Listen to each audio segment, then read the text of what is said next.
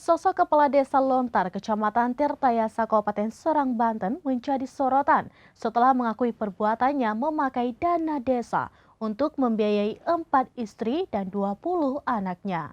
Berikut informasi selengkapnya untuk Anda. Aklani, sosok Kepala Desa Lontar, Kecamatan Tirtayasa, Kabupaten Serang, Banten menjadi sorotan setelah mengakui perbuatannya memakai dana desa untuk membiayai 4 istri dan 20 anaknya. Aklani merupakan Kades Lontar dengan masa jabatan 2015-2021 yang kini telah ditahan karena kasus korupsi. Ia diduga melakukan korupsi anggaran pembangunan fisik di Desa Lontar pada tahun anggaran 2020. Pengacara Aklani, Erlan Setiawan, mengatakan kliennya ditetapkan sebagai tersangka kasus korupsi dana desa pada Maret 2023 oleh Polda Banten. Kerugian negara akibat perbuatan Aklani mencapai 988 juta rupiah. Selain untuk membiayai istri dan anaknya, dana desa tersebut digunakan Aklani untuk berfoya-foya di tempat hiburan malam. Menurut Erlan Setiawan, jawaban tersebut dilontarkan Aklani kepada penyidik dalam keadaan tertekan.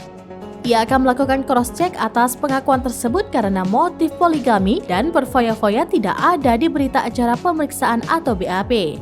Erlan Setiawan menjelaskan pernyataan Aklani dapat membuat hukumannya diperberat ketika persidangan. Kasus korupsi yang dilakukan Aklani sudah lama diketahui Inspektorat Kabupaten Serang. Menurut Erlan, pada tahun 2020 ada 5 proyek fisik di Desa Lontar dan Aklani diduga memanipulasi anggaran proyek.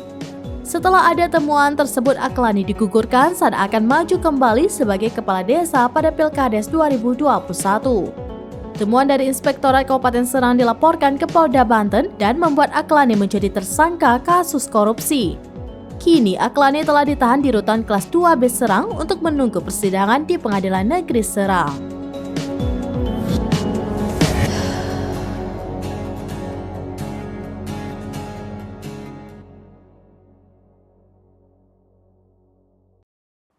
Demikian informasi terkini, Syedara Lon, saksikan terus beragam informasi lainnya. Jangan lupa like dan share seluruh akun seramines.com.